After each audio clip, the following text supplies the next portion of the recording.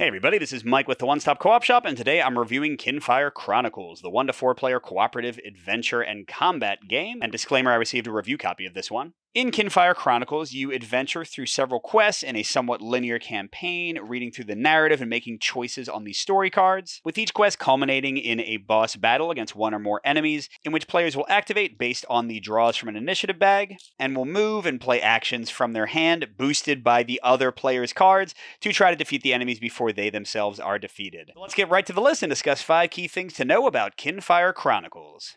So my number 5 is overall a pro for my taste, with some caveats, and that's the components and organization of the game. So on the very nice side, everything is organized beautifully. The game is really quick to set up. You pick out your quest, everything you need is inside of it, all the tokens, all the cards, all the boards. And similarly, your characters are easy to organize and set up, all the other kind of cards you might need. The box top itself is the board. You've got a nice map book for everything. So that's great. This is one of the fastest dungeon crawlers to set up that I've seen, and I really enjoy that. But some caveats, some quick negatives. If you want to reset everything, you have to find where all the cards go, which is indicated with these tiny little numbers and letters here. That can be a pretty big hassle, especially with everything divided up. And then also something I personally don't like. You've got 1, 2, 3 little rule books that you slowly unlock as you go. So it's kind of a tutorial system. But like many other games that do this, they don't have a collected rule book that makes everything in one place, which can be a little bit annoying to me.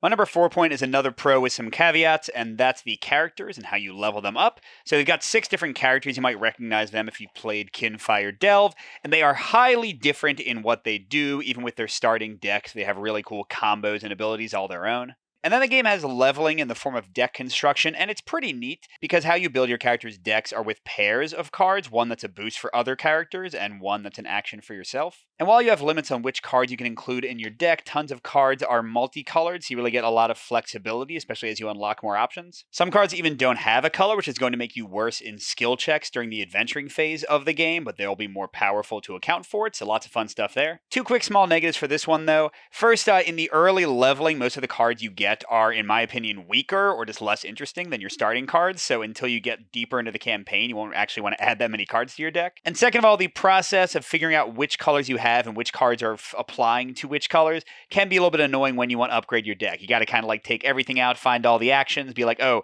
wait, was this blue, a red, or a blue in my current colors? And it's just a little bit annoying, but it's pretty quick. My number 3 point is a full-on pro, and that's the adventuring and storyline in the game. So the main adventuring is going on these quests. You get a little storyline introduction, and then you progress through some cards with narrative description and choices. You'll have decision paths that are often keyed to your characters, so you'll feel special for bringing them along, and it actually helps them level up. And the adventures are quite varied, and the overall story is really compelling, and it has one of the more epic finishes I've seen in a game of this type. And they do change things up in cool ways, like sometimes you'll be traveling or doing other things in the adventure book itself. Between quests, you'll go to these towns and have city actions to resolve different cards in decks like this. And while these aren't as interesting as the main quest adventures, you do have some fun things to discover and encounter. For my number 2 point, it's going to be a full-on con for my taste, and that's the initiative bag. And I mentioned this a lot when I previewed the game, and unfortunately it has not improved for my taste. So you're drawing tokens from this bag to determine who activates, in this case a lot of core, and some special tokens will build up on the time track to determine when the bag gets shuffled back in, but it doesn't mean you get equal turns. You could get a ton of enemy turns or a ton of hero turns. For example, here I got 5 hero tokens and 2 enemy tokens. We might have already killed one of the bosses without them ever activating. Or you'll have a ton of activations for one character and none for another. I had a game where my wife literally never took a turn during a battle. I will say in solo it's much less annoying because who cares if one character goes more than another's, but as you get to a higher player count, it's going to really frustrate you, I think. I'll also mention that it is pretty easy to house rule. My favorite was to use a number of random tokens and character tokens that are equal, and kind of like Aeon's End style, you just draw, and that means the enemy or that ally is taking a turn, and then when you've gone through all 4 or 6 or 8 tokens, you reshuffle, so that way you kind of get consistency in everybody's turn. But some mechanics won't work if you do some of those house rules, like some of the things that influence the bag will not function correctly. So, I don't know. It's a big flaw for the game for me. Definitely frustrating, especially at some player counts. But I'm going to end with a pretty much full-on pro, and that's the card play and combat and enemy variety in the game. So first, looking at the enemies, you have great variety in what you face in the different quests. Sometimes it's a single big boss. Sometimes it's a bunch, like even 4 different little bosses. They have supporting characters, allies on your side and on the enemy side. And then in terms of the heroes, there are just so many fun combos, even in their starting decks. cards you can play together to do really cool things.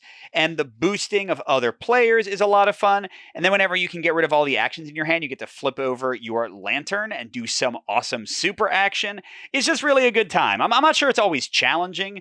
Pretty much all of the quests are fail forward, where if you lose, you just don't get as many bonuses. But if you go into the game knowing that it's going to be a lighter tactical experience, I think there's a lot of fun to be had here, a lot of variety in the enemies and the battlefields and the card combos you'll be playing. So overall, you might enjoy Kinfire Chronicles if you like quick and interesting tactical combat, if you like an adventure game that's easy to set up and has a cool narrative. But on the other hand, you might want to avoid this one if that initiative bag sounds like a deal breaker for you, especially if you're going to be playing it with 3 or 4 players mostly. And if you want to see the game in action, we have a few plays on the channel so you can see how it looks to you. Thanks for watching, everybody. Good gaming, and I'll see you at the next stop.